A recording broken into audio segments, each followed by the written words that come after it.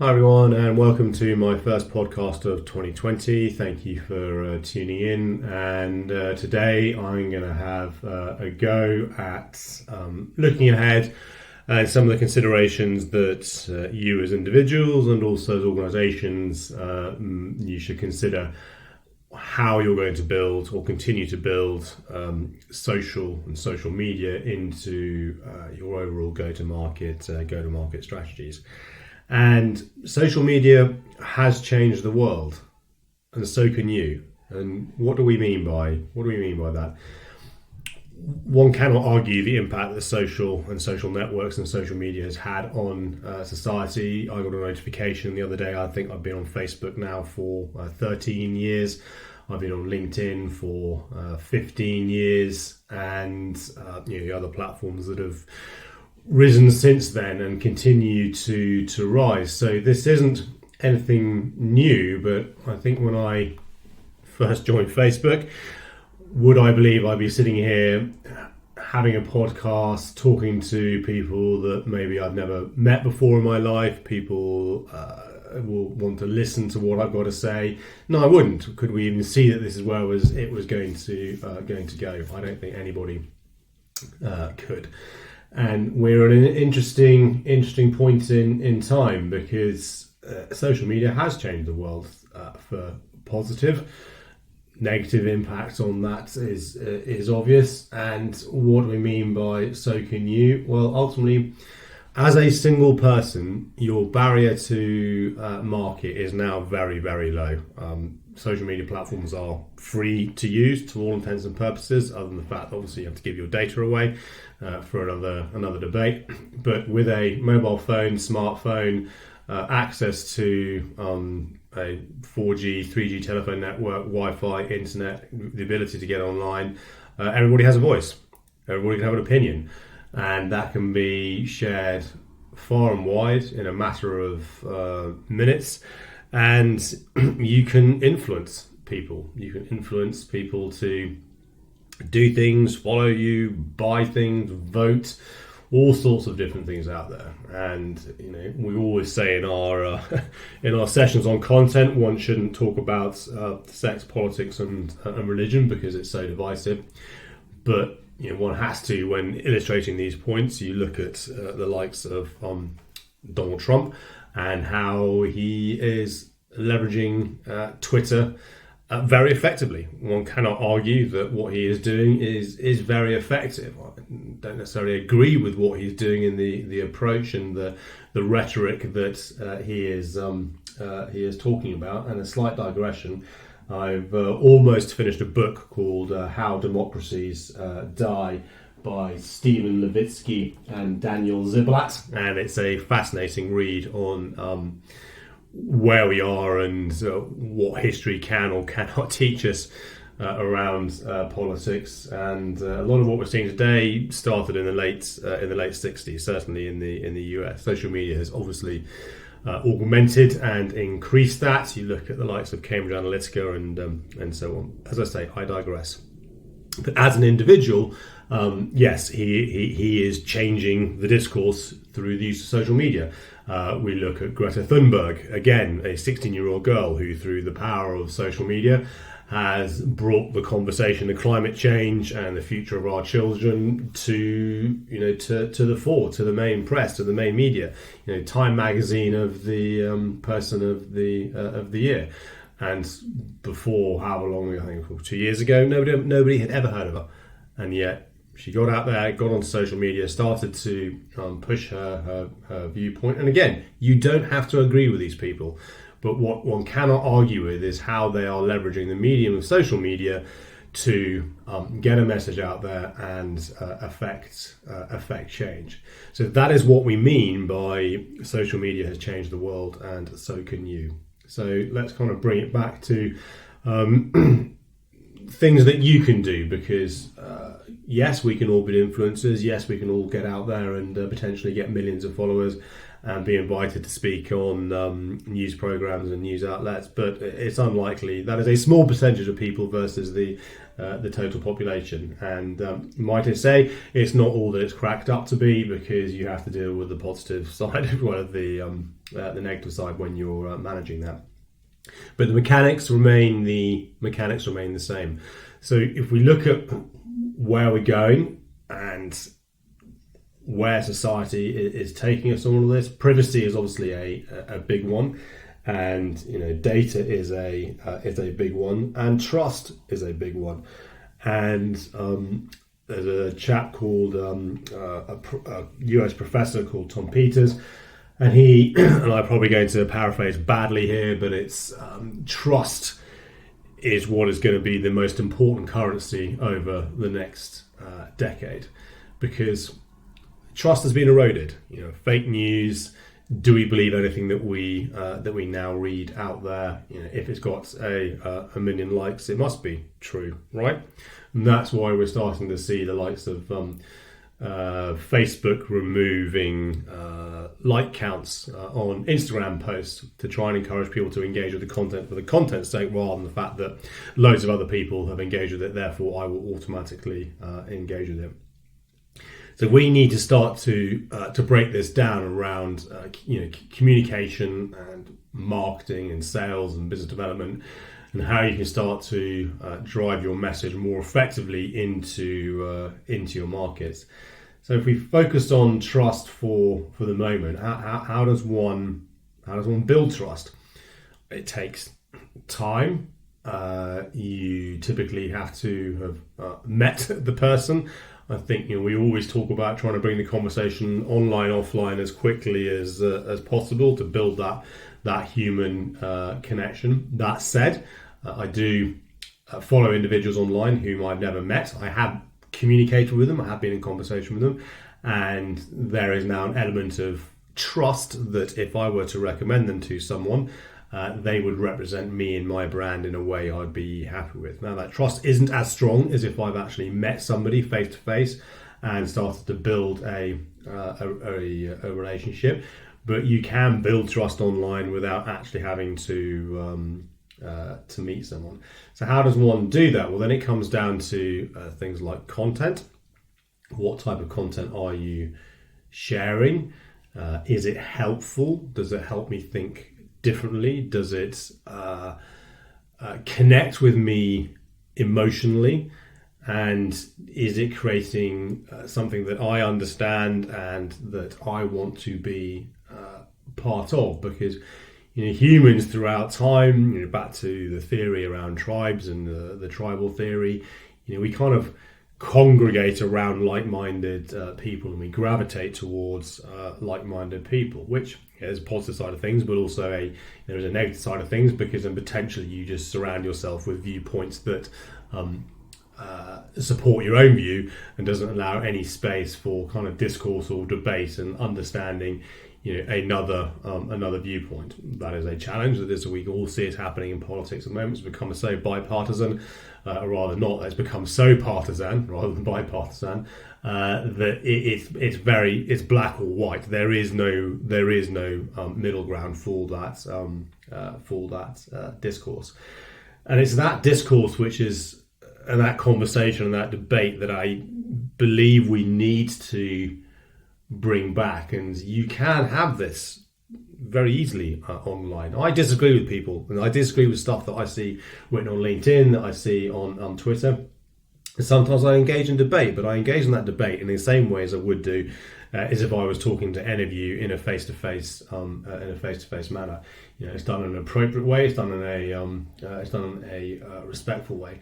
And actually, you can build trust with people by disagreeing with what they say. Of course, as long as it's done in a meaningful and, dare I say it, a human way. The other way that you can start to consider how you can sort of get your message out there, still kind of built around this the concept, if concept is the right word, of trust, and how do we gain that trust back, is what is your purpose? And And we're starting to see this word come out more and more.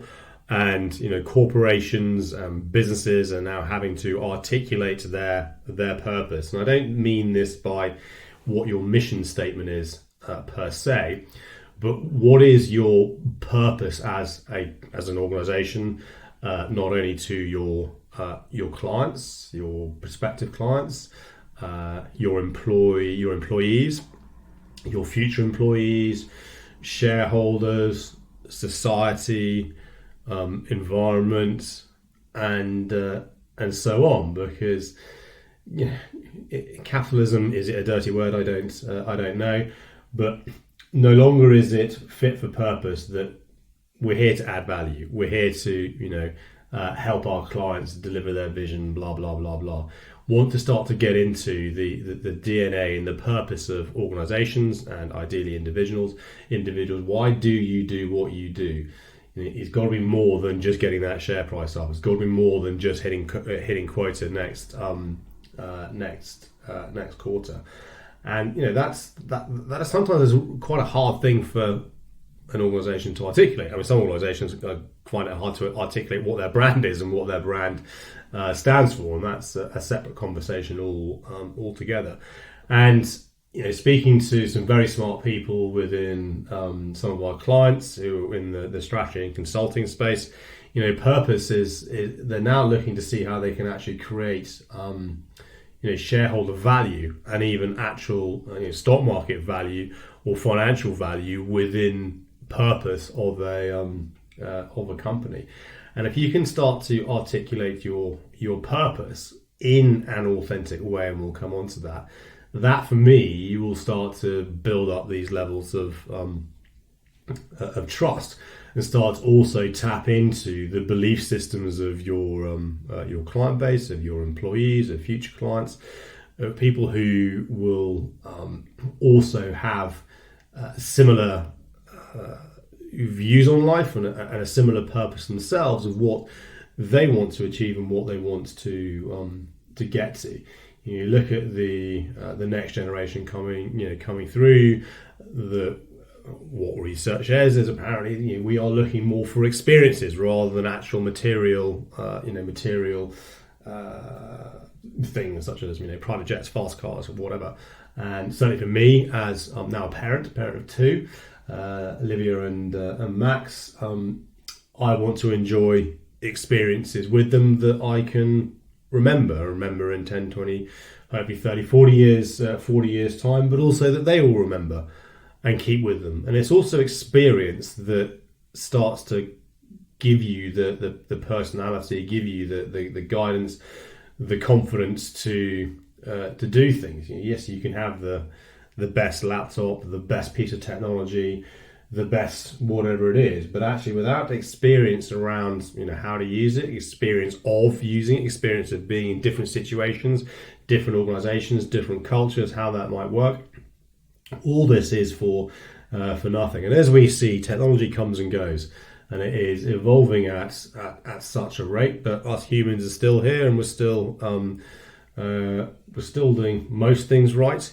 Climate change, separate conversation, but I think we'll get there. So you build trust through your purpose. If you can articulate your purpose, you build trust through relationships. But of course, this is still very much a human side of things, and this is where I want social media to come full circle. I genuinely believe this is probably what everybody's intentions were when was just to connect people, was just to bring people closer to together. One of our clients came up with this nice turn of phrase, and again I'm going to paraphrase it probably badly, but social is about closing the gap. Social media is about closing the gap between you, your staff, your employees, and your clients and your prospective clients. Yet we seem to have lost the human aspect of that. We hide behind technology, we hide behind email, the keyboard warriors that hide behind their Twitter profiles. And, for me, it is about how do we bring this human element back into the narrative and the conversation to start to try and create these connections that I had, before any of this. I remember getting on my bicycle and riding out. When I was 8, 9 years old, parents didn't really bat an eyelid back then. Going to the local woods, then on the dirt tracks, and just get on your bike, have some fun. Go and find 10p to find the phone box to phone your mum to say you're going to be late home, or when you had to pick up the phone, the landline, and speak to your friend's parents for 5 minutes, saying how things were, etc., and how your day was, and be very very polite. And we have lost that. There's no two ways about that. But I do believe we have the opportunity to bring it back, which comes on to how, as an organization, do you do this? So back to social media has changed the world, and so can you. Well, if you empower your individuals and give them the freedom of space to think and to articulate, you have an incredibly powerful voice in the market through your employees and their employee network,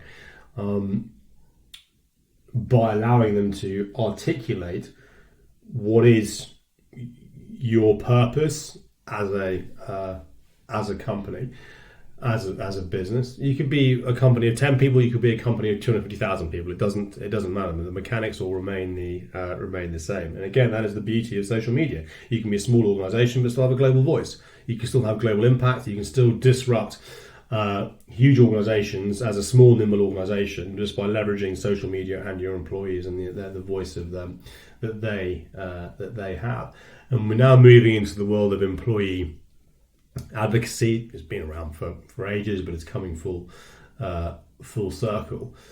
But you have to pause before you're going to start doing this, because if there's no what's in it for me and why am I doing this, or if your employees themselves don't understand the purpose of the company vision. I know I said it's not the mission statement. Mission statement could be a good place to start, but most of them are pretty wishy-washy.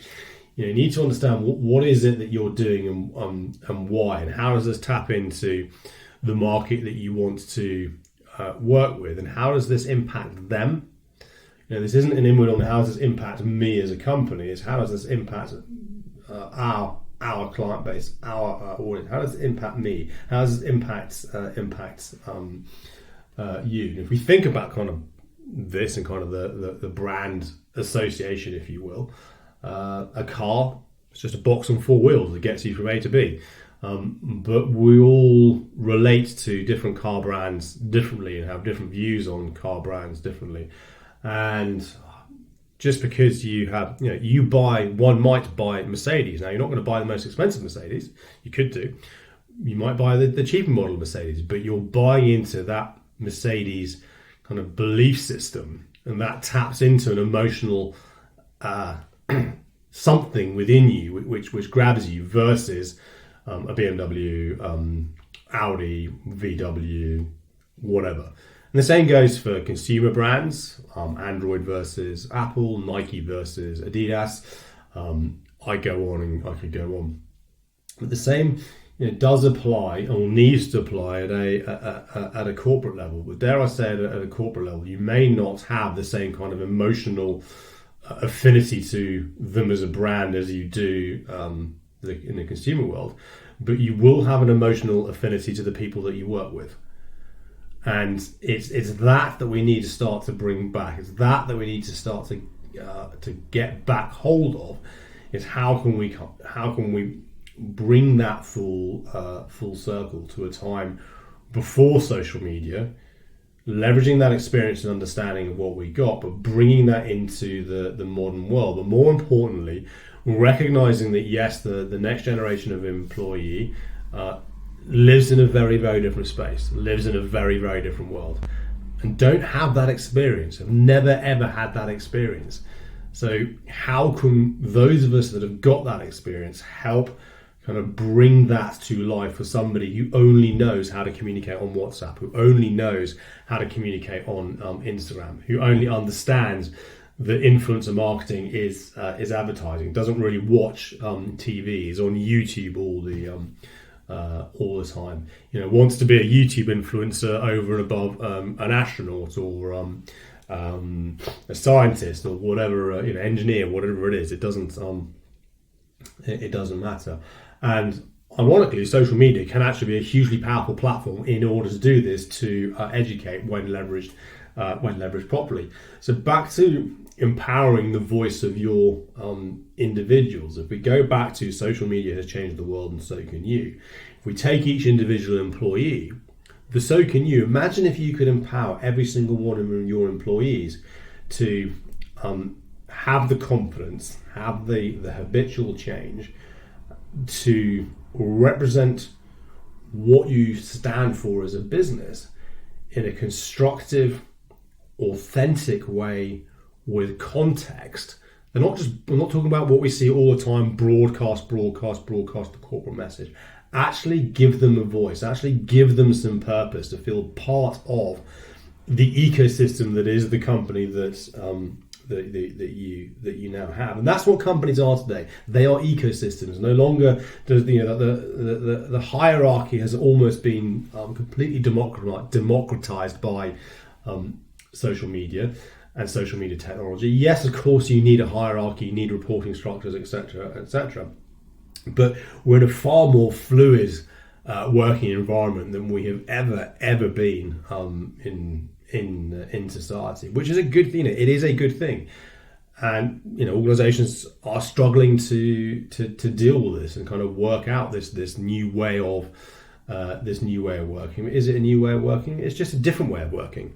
We're all trying to achieve the same outputs, which is keep our staff happy, get the best recruits, keep our clients happy, articulate our message and our purpose into the market, ideally in a profitable way that makes profit, which makes money, and you can pay your staff and so on. But even if you're charity, even if you're non-profit, even if you're individual, whatever the outcome is you're trying to achieve, I would argue that remains the same.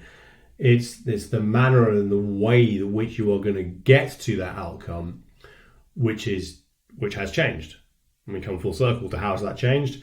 That has changed because of this thing called technology, because of this thing called social media, because of this ability that we have to now communicate with, I'm not going to say not everybody on the planet, but we're going to get close, close to that point around soon. Will everybody be online? Certainly most of the Western world is, and certainly the modern world, if I will, is online.